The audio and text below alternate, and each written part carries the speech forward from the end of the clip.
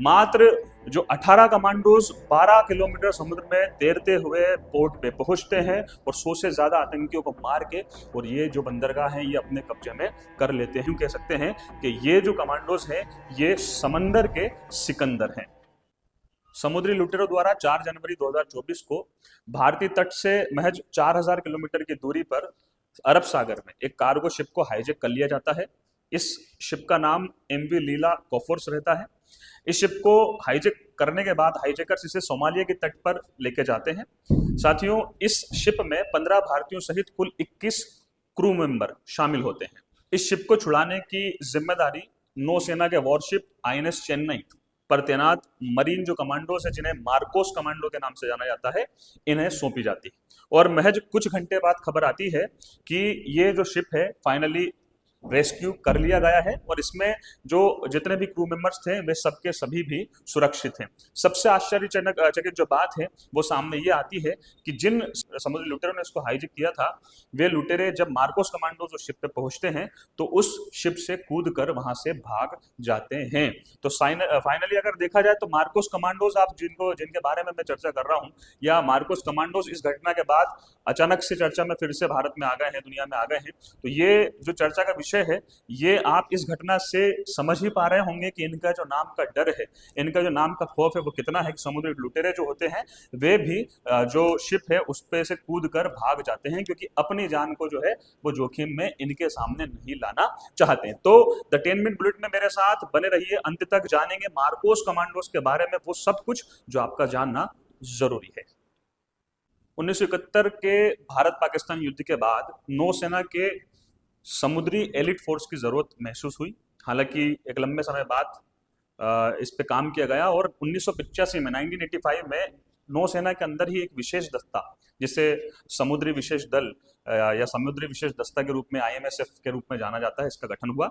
बाद में इसी का 1987 में 1987 में इसी का नाम बदल के अमेरिका की जो नेवी सील है इसकी तर्ज पर मरीन कमांडोज यानी कि मार्कोस जो कमांडोज हैं इनका दस्ता जो है तैयार हुआ। मतलब 1987 में मार्कोस कमांडोज की शुरुआत मानी जाती है। भारतीय नौसेना की एलिट कमांडो फोर्स यानी कि मार्कोस जो फोर्स है वह एनएसजी यानी कि नेशनल सिक्योरिटी गार्ड, वायुसेना के गरुड़ कमांडोज और जो भारतीय सेना है इसके जो पैरा कमांडोज है, इन्हीं की तर्ज पे यह भी एक प्रकार की स्पेशल फोर्स ही है जिसको हम मार्कोस के नाम से जानते हैं।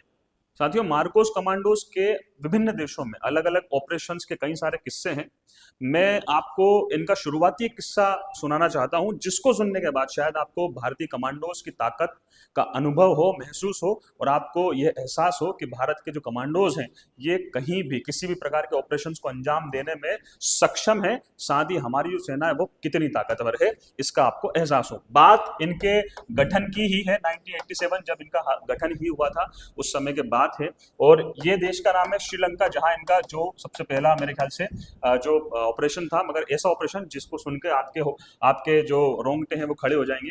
श्रीलंका के दो बंदरगाह जिनका नाम है जाफना और त्रिंकोमाली, ये जो दो बंदरगाह हैं इन दो बंदरगाहों पे एक आतंकवादी संगठन जिसको कि हम लिट्टे के नाम से जानते हैं यानी कि लिबरेशन टाइगर्स ऑफ तमिल इलम, ये लिट्टे नाम से जो संगठन है इसने श्रीलंका के दो बंदरगाहों को कब्जे में कर लिया। और जब इनको कब्जे में किया तो साथियों इस समय पे श्रीलंका की जो सेना थी वो भी लिट्टे के जो कब्जे में जो बंदरगाह थे इन बंदरगाहों पे जाने में डरती थी।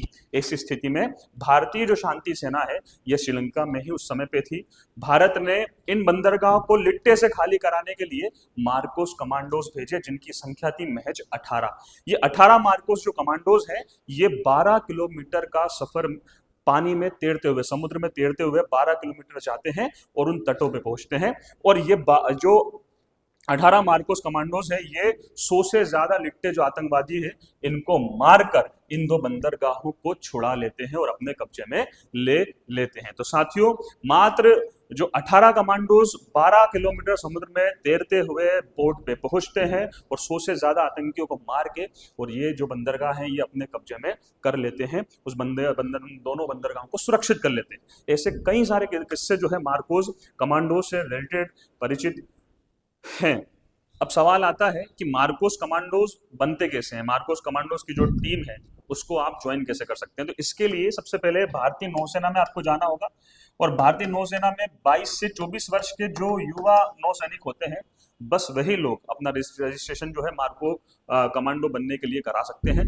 मार्को कमांडो के सिलेक्शन के लिए और सिलेक्शन के बाद जो जो पूरा जो चरण है मार्को कमांडो के रूप में पूरी तरीके से तैयार होने के लिए, इसमें 4 चरणों को हम इसमें बांट लेते हैं। सबसे पहले जो टेस्ट होता है उसमें हम फिजिकल को रखते हैं, सिलेक्शन प्रोसीजर को रखते हैं, सिलेक्शन प्रोसीजर, फिजिकल, और एक तरह से इसको फिटनेस टेस्ट कहा जाता है। ऐसा कहा जाता है कि जो नौसैनिक जो 22 से 24 वर्ष का अपना जो नौसैनिक है जो रजिस्ट्रेशन कराता है, वो इस फिटनेस टेस्ट में, या यूं कहें कि इस फिजिकल में 80% जो सैनिक हैं, जो सोल्जर्स हैं, वो बाहर हो जाते हैं या फेल हो जाते हैं। ये कहते हैं 20% जो कुल लोग पार्टिसिपेट करते हैं उसका 20% ही फाइनली मार्कोस बनने के लिए, कमांडो बनने के लिए सेलेक्ट किए जाते हैं। अगला जो चरण आता है, ये अगला चरण एक तरह से ट्रेनिंग का चरण है, ट्रेनिंग का ये सेशन होता है दूसरा। इस ट्रेनिंग का जो सेशन है, इस ट्रेनिंग के सेशन में हेल्स वीक के नाम से भी कहा जाता है, यानी कि सप्ताह को नर्क का सप्ताह भी बताया जाता है, क्योंकि ट्रेनिंग की जो प्राथमिक ट्रेनिंग की जो शुरुआत है, ये शुरुआत यहाँ 20 किलोमीटर की दौड़ के साथ साथ होती है। ऐसा कहा जाता है कि इस ट्रेनिंग के दौरान सप्ताह भर में कमांडो जो है वो मात्र 4 घंटे ही सो पाता है, यानी कि नींद की कमी के साथ साथ मानसिक और शारीरिक संतुलन के बाद ही आप मार्कोस बनने के लिए तैयार हो पाते हैं। तीसरे चरण में आईएनएस अभिमन्यु, तीसरे चरण में नेवी का जो जहाज है जिसका नाम आईएनएस अभिमन्यु है, इस आईएनएस अभिमन्यु पे ट्रेनिंग होती है तीसरे चरण में, और इसके अलावा आर्मी के साथ भी ट्रेनिंग की जाती है, और जो एयरफोर्स है हमारी उसके साथ भी इनकी ट्रेनिंग होती है। साथियों, जो चौथा चरण है ये बहुत ज्यादा स्पेशल और एडवांस ट्रेनिंग का ये चरण होता है। इसमें जो सोल्जर है, जो मार्कोस कमांडो है, उसको गोला बारूद और मिसाइल चलाना तक भी सिखाया जाता है। ये इतना ज्यादा एडवांस हो जाता है कि इसमें हवाई जहाज से कूदना और तमाम तरह की एक्टिविटीज में शामिल हो जाती है। इसी चरण में रेगिस्तान जो है, राजस्थान में जो रेगिस्तान है उसमें भी ट्रेनिंग होती है, तो जो असम अरुणाचल प्रदेश में जो हरे भरे जंगल हैं उसमें भी ट्रेनिंग होती है। तो तमाम तरह से, चाहे वो पानी में रहने की बात हो, चाहे वो हवा में रहने की बात हो, चाहे जंगल या डेजर्ट में या रेगिस्तान में रहने की बात हो, हर तरह से मार्कोस कमांडो को तैयार किया जाता है। ये कमांडो रेगिस्तान में कई घंटों कई दिनों तक सरवाइव कर सकते हैं, जंगलों में सरवाइव कर सकते हैं, घनी आबादी में ये सरवाइव कर सकते हैं, और ये जो कमांडोज हैं इनकी ट्रेनिंग के इन सभी इम्तिहानों को पास करने के बाद एक कमांडो तैयार होता है। मार्कोस कमांडो को हम मगरमच्छ कह सकते हैं, यूं कह सकते हैं कि ये जो कमांडोज हैं ये समंदर के सिकंदर हैं।